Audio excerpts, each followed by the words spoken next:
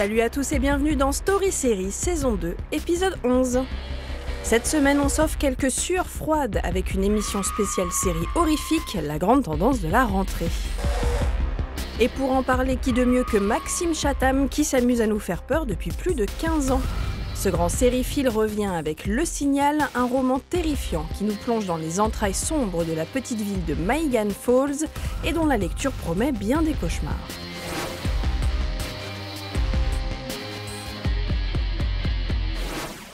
En lisant votre roman, j'ai essayé de chercher un petit peu les petites traces de séries que je pouvais y trouver.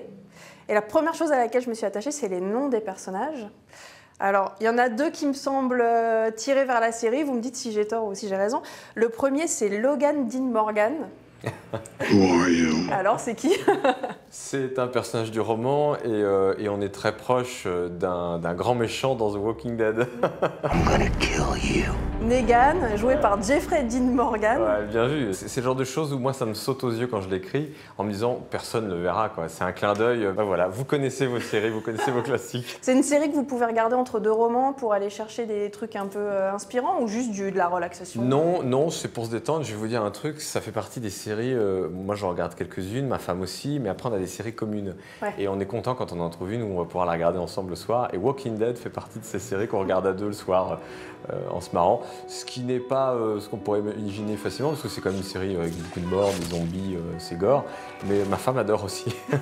Vous avez dit, notamment à propos des polars, que le polar, enfin le genre, la forme, c'est souvent un prétexte pour raconter autre chose. The Walking Dead, est-ce que c'est aussi un peu ça pour vous, cette histoire de zombies en fait? Bien sûr. Et d'ailleurs, c'est ce qui me plaît dans la série. Le côté zombie, monde apocalyptique, etc., il est totalement secondaire. Il est un prétexte pour raconter une histoire humaine sur ces personnages-là. Comment des individus profondément humains, parce que renvoyés dans ce qu'il y a de plus essentiel, l'entraide, au contraire la cruauté, la survie, comment ces individus dans un contexte inhumain vont faire pour survivre, ou pas d'ailleurs, se laisser mourir pour certains. Et ça m'intéresse. Je trouve que les interactions humaines entre ces personnages sont assez fascinantes. Life and death. How you live, how you die. We will fight, and we will bleed. Yet I smile. It's human nature to come together.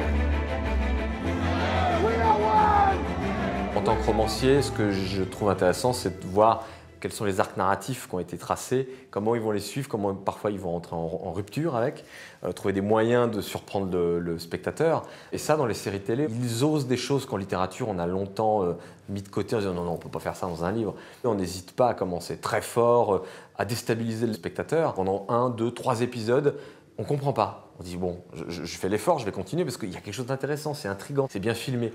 Mais je ne comprends pas où on va. Ça, dans un roman, vous faites 3, 4, 5, 6 chapitres comme ça, le lecteur se dit je comprends rien.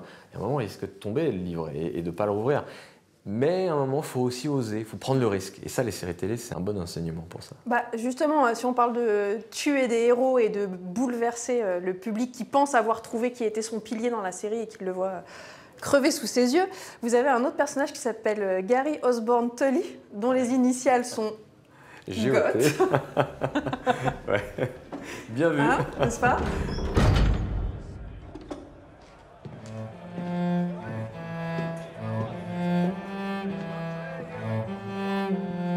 Game of Thrones, c'est particulier parce que pour le coup, on est dans un exemple assez atypique de livre où j'ai eu du mal à accrocher. Ce changement permanent de point de vue dans les livres, moi, ça ne marche pas. C'est-à-dire qu'à un moment, j'ai besoin de m'accrocher dans la longueur et de changer en permanence toutes les 10-15 pages, de nouveaux points de vue, nouveaux trucs, et que ça repart à zéro quasiment.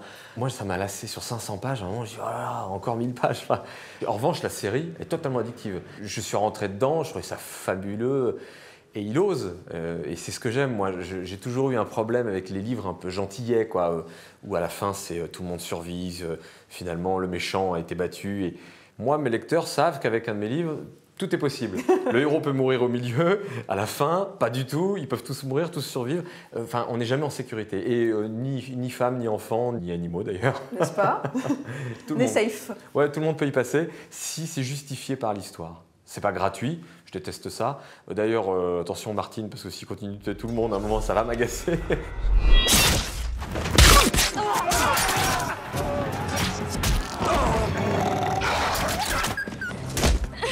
Le cœur de votre roman, moi c'est quelque chose qui me touche beaucoup, que j'adore, c'est qu'il y a un des personnages clés, c'est pas un humain, c'est une ville, c'est un lieu, Ouais. c'est Maigan Falls, ce qui marchait très bien dans Twin Peaks, ce qui a toujours marché dans les séries, mais même Baltimore dans The Wire, des choses comme ça.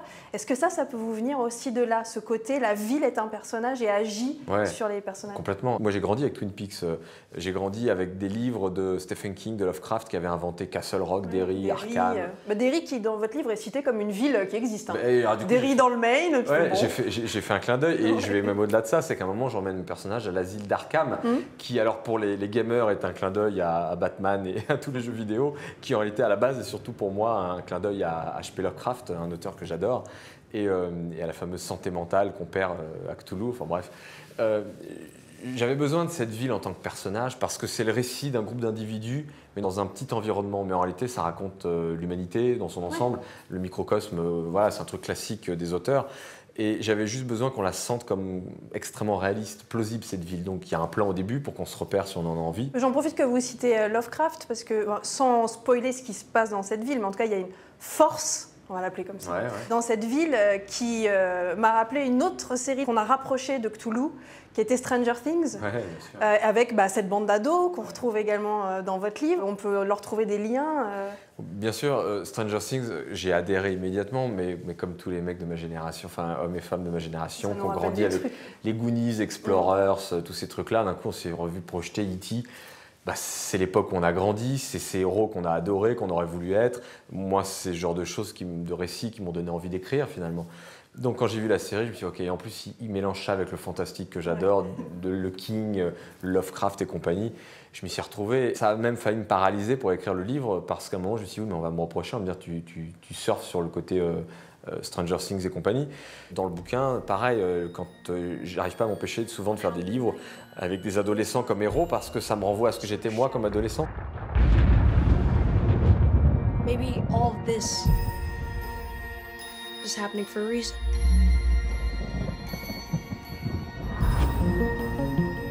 These are not nightmares. It's happening. And it all leads back to here. J'ai envie de raconter ça. Alors, les adolescents dans les années 80, j'adorais le faire parce que c'est ce que je connais le mieux. Mais là, je pense qu'on va tout de suite me dire, arrête, tu fais du Stranger Things. Bon. Parce que maintenant, on dit ça. On dit plus tu fais du Stand By Me ou du ça. On dit tu fais du Stranger Things. Ouais, c'est générationnel, ça évolue. Et il faut que j'attende encore 15-20 ans et je pourrais tenter un truc, mais si quelqu'un le fait avant moi... tu fais du Maxime Chatham. Ouais, peut-être. Est-ce qu'il y a des séries qui vous inspirent justement en termes de rythme ou de temporalité ou d'utilisation des personnages Je trouve qu'il y a une richesse dans la palette de possibilités qui est mise à disposition des créatifs des séries qui est assez extraordinaire. Je me souviens notamment dans Daredevil, il y avait un espèce de long plan séquence comme ça de combat dans un couloir, etc. Enfin, c'était assez hallucinant.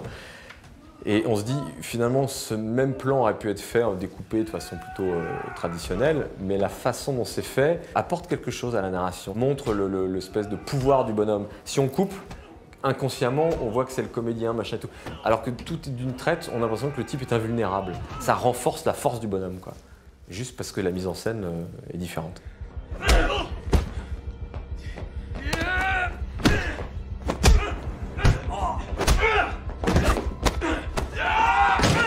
Remarquez en cette rentrée une foule de séries horrifiques.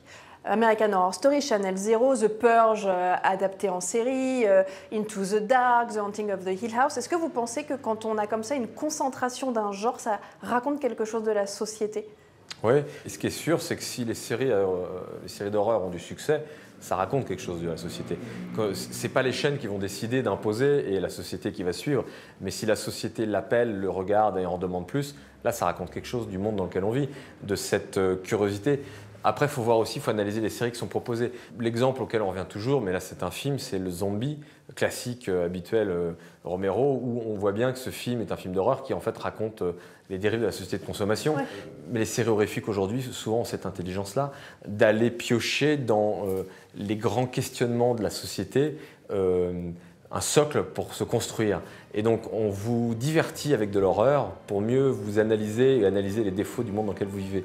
Et là, ça devient intéressant. Fight for me. Fight for all of us.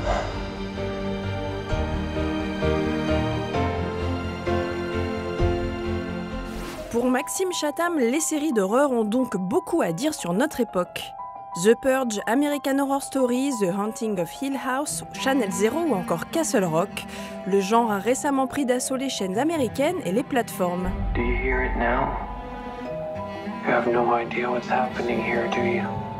Nous avons rencontré le journaliste Alexandre Buyu-Kodabas afin de percer les mystères de cette invasion et de comprendre de quoi elle est le symptôme.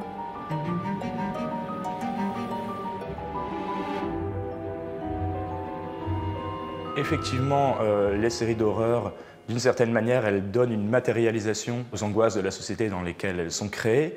Et depuis quelques années, on a aussi des grands noms du cinéma d'horreur ou de la littérature d'horreur comme Stephen King ou Jason Blum, ou même maintenant Mike Flanagan qui a fait The Haunting of Hill House, qui commencent à vraiment avancer leur pion dans le genre de la série télévisée d'horreur. Ils ont déjà un empire cinématographique de l'horreur, donc quand ils investissent le champ de la série télévisée, immédiatement ça accroît le nombre de séries. Bien sûr que l'élection de Donald Trump a fait office de basculement horrifique un petit peu du monde réel. On a souvent dit que la fiction avait été rattrapée par le réel. Les séries y ont réagi. Dans la saison 7 d'American Horror Story, tout l'argument de la série est de faire de Donald Trump une figure de mal absolu. Fuck you, world! USA!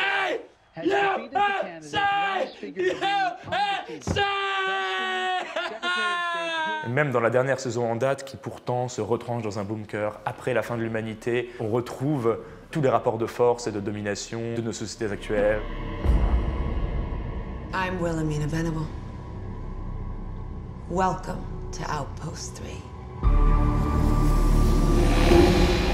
Je pense que Ryan Murphy reste quand même le plus doué pour faire résonner ses créations avec les inquiétudes politiques du moment. She was supposed to win.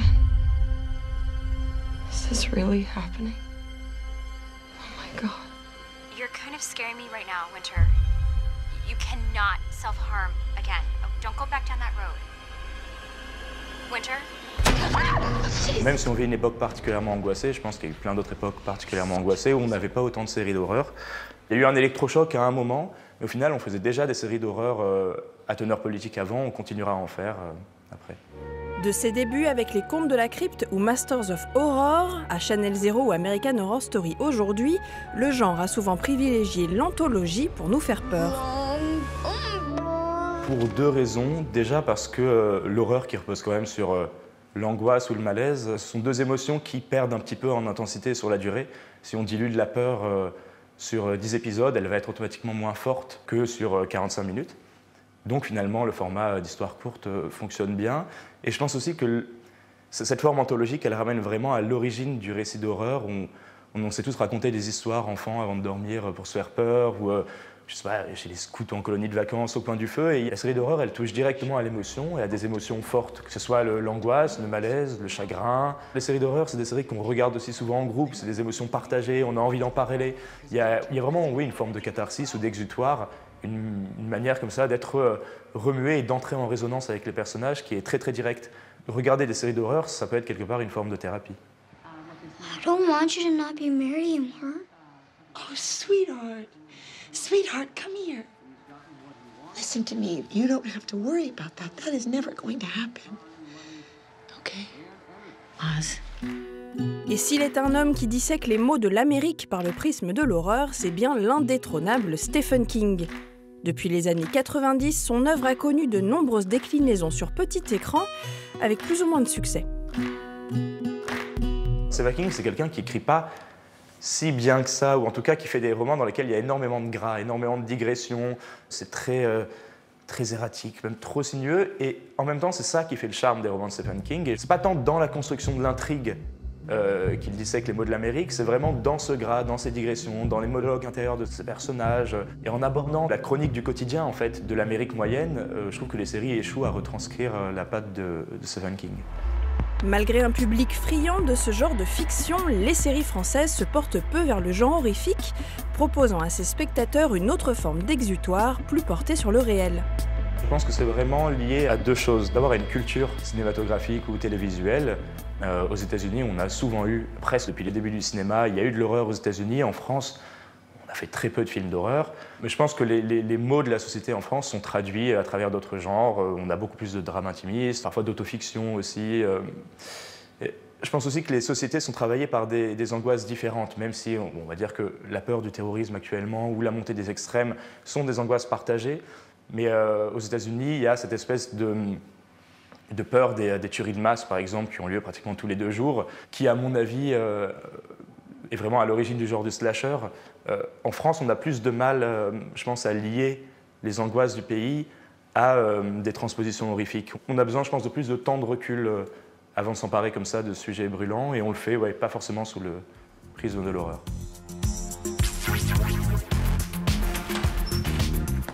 Le King. Bonjour. Story Série, c'est terminé. La semaine prochaine, on se penche sur les séries médicales avec les scénaristes de 2 nouvelles productions françaises, Hippocrate et HP.